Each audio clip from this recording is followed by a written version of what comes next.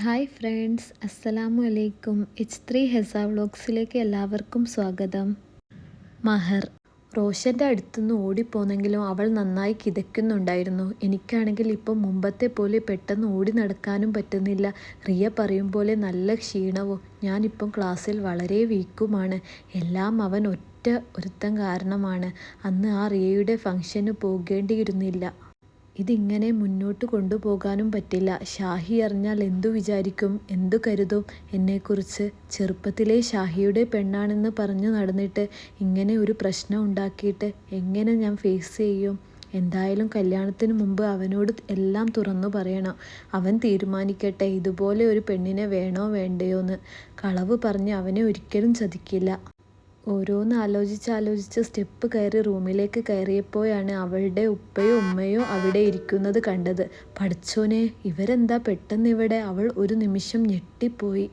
എത്ര നേരമായി മോളെ ഞാൻ നിന്നെ വിളിക്കുന്നു. എന്ത് പറ്റി? എന്താണ് നിന്റെ പ്രശ്നം? ക്ലാസ്സിൽ വളരെ വീക്കാണെന്ന് മിസ് എന്നെ വിളിച്ചു പറഞ്ഞല്ലോ. അത് ഒന്നുമില്ല വാപ്പ, തലവേദനയാണ്, മാറിക്കോളൂ.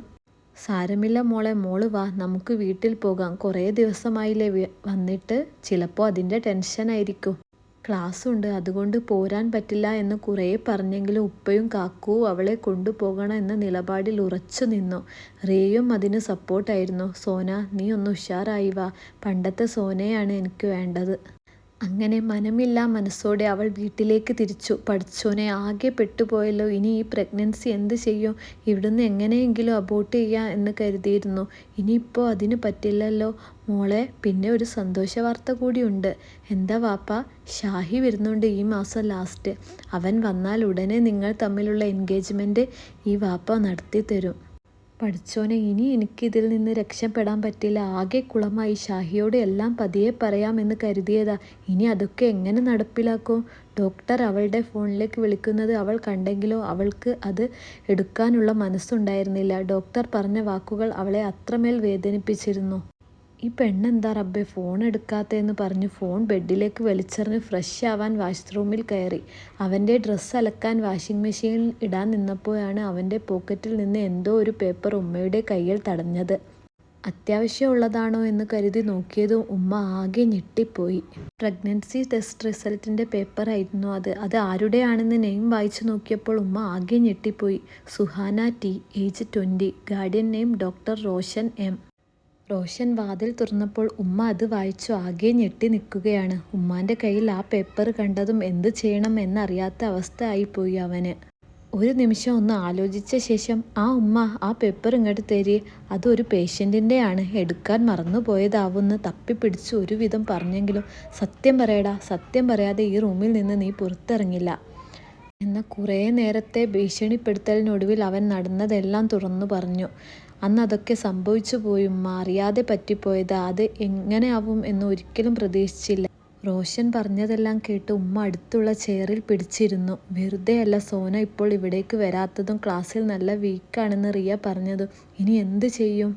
ഷാനു, നീ ചെയ്തത് പൊറുക്കാൻ പറ്റാത്ത തെറ്റാണ്. ഇതിന് നിനക്ക് മറുപടി തരാൻ എൻ്റെ കൈ പൊങ്ങാഞ്ഞിട്ടല്ല. ഇതിനുള്ള ശിക്ഷ നിൻ്റെയും അവളുടെയും വിവാഹമാണ്. അത് കേട്ടതോ അവൻ ഞെട്ടിപ്പോയി. നീ അവളോട് വിളിച്ചു പറഞ്ഞേക്ക്, അരുതാത്തതൊന്നും ചെയ്യല്ലേ, ആ കുഞ്ഞു ജീവൻ ഇല്ലാതെയാക്കല്ലേ എന്ന്.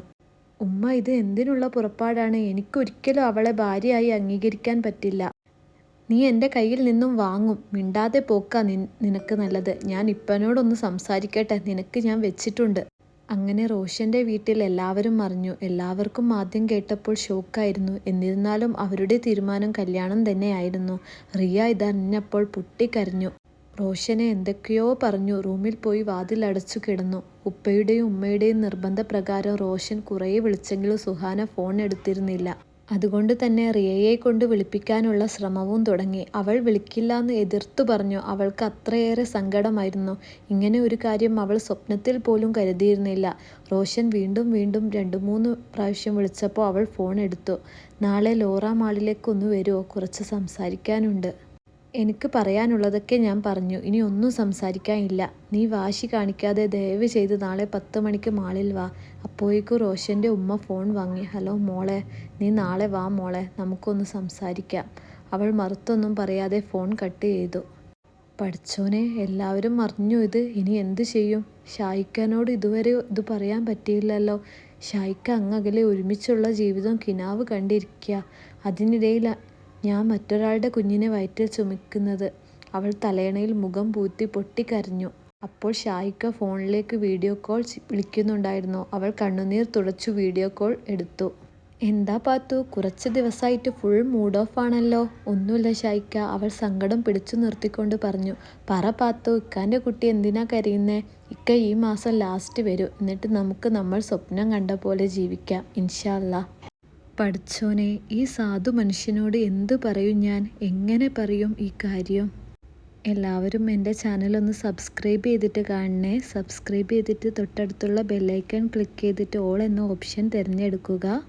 എന്തെങ്കിലും അഭിപ്രായമുണ്ടെങ്കിൽ കമൻറ്റ് ചെയ്യാനും മറക്കരുത്.